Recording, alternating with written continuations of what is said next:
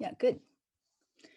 Um, so want to thank Emiko Omori for her creativity in filming this, the film that you just saw during COVID. Uh, so she filmed us while we were Zooming and just did a remarkable job filling in all the words and clarifying through her edits. So thank you, Emiko, for your help with that. So Lam, one of the things that you have to do as a person who is under deportation proceedings is to check in at ICE on a regular basis. And the last time you called to find out the date that you have to show up, which will be June 7th, they told you to bring your passport. And in some ways, it was a threat or a possibility that they would take you at your ICE check-in. So what does that mean for you? Hello, everyone. Yes, when I heard about that, uh, I feel afraid. I feel worried. That was the warning that I am to be deported. Um, Now I am afraid that my dream to live in America and make right the wrong uh, I have commit or will never come true. I came as a refugee seeking asylum when I was 12 years old. Now I'm 52 years old.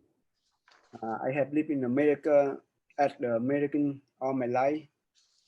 So it feel like I'm beginning punished again by being sent back to Vietnam, where I'm not to be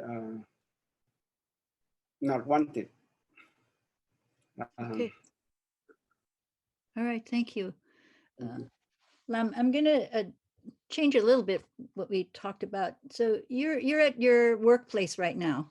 Yes, Uh, can you just share a little bit about your job that you have? um, I have now I'm working at 5 key. They help me a lot. I work full time, and I work as a essential worker. Help the homeless. I pass out the meal and the kids wherever they need, and so wherever we have, we provide them, or even medical. Uh, so we pass out breakfast, lunch, and dinner, and I feel really great.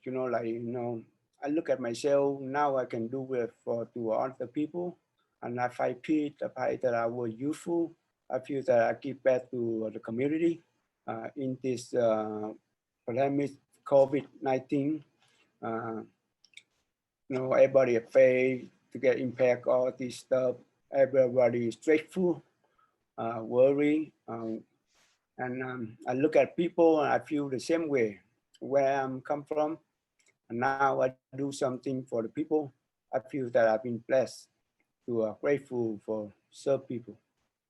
Yeah. And you told me the other day that you administered CPR to someone who had blacked out or something. Yeah, sometimes people get overdose, uh, blast out, and we do a PCR try to save them life. And luckily, and like you see early, me and my supervisor, we will do the PCR on them and call the 911. And luckily, he make it. And Yeah. Okay. That's great. Yeah.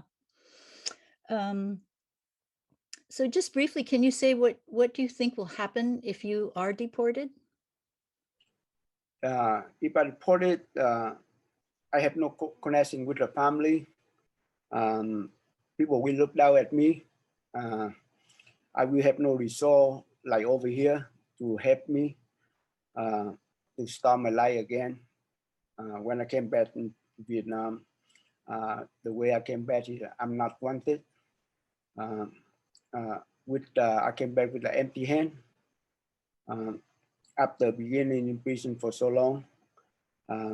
People will ask me why I have come back for. Mm, because I have nothing to offer. mm, That make me feel so stressful. Um, and the way in Vietnam right now is a lot like unemployment. Um, Very high people will not want to hire the people like me. Came back with the empty hand. Uh,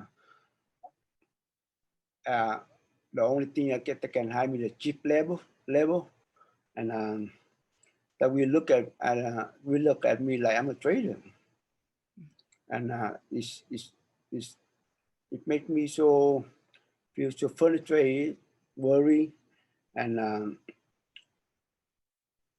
because I have spoken against the government before, like I have spoken in the Zoom on the interview, and they could call me in and question me, uh, and they will torture me, integrate me, and they will do a lot of things that verbal abuse, the physical abuse, and I know this happen a lot to people when you speak out against the government.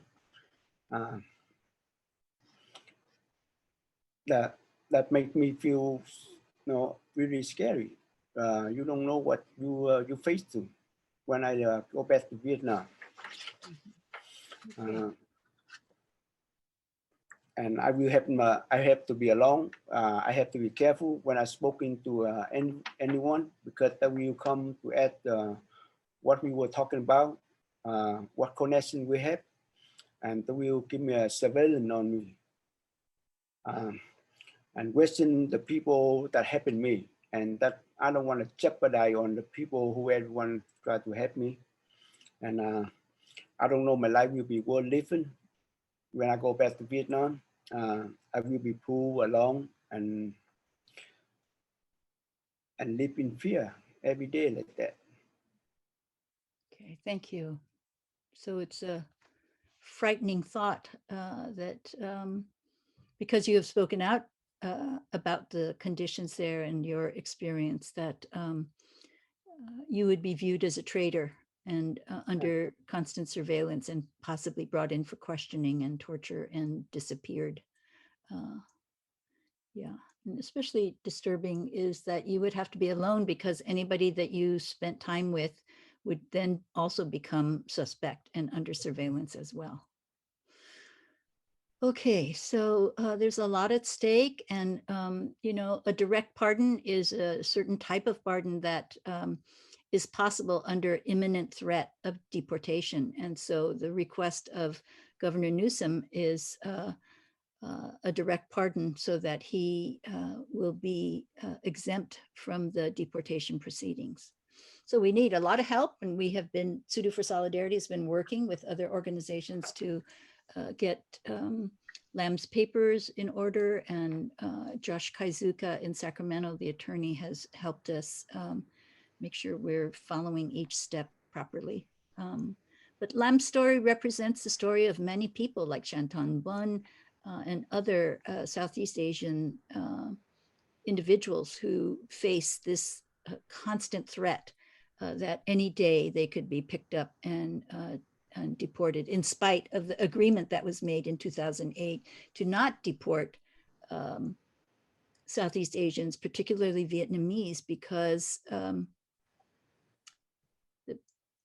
Vietnamese soldiers fought alongside the US. And then when the US pulled out, they were brought over to the US as refugees to protect them from the government that they fought against. So it is a terrible bind to be in.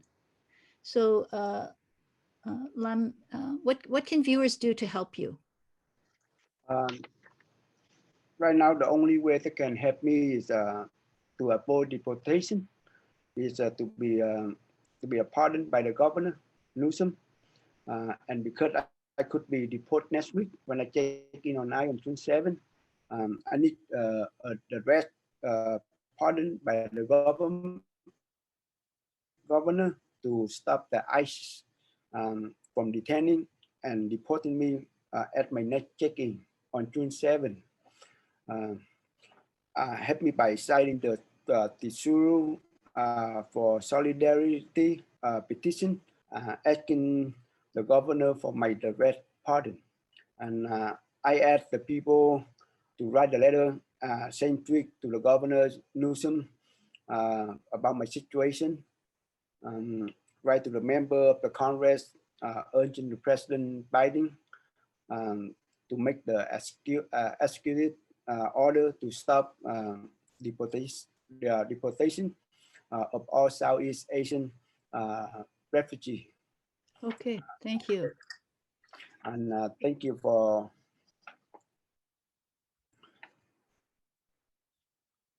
I will thank you for I thank you for all the people who came today to hear my story and help me. I thank you to Suru Solidarity and the team Lam and for all the people that caring for me and helping me, and I will keep that in my heart. Thank you so much. Okay, thank you, Lam.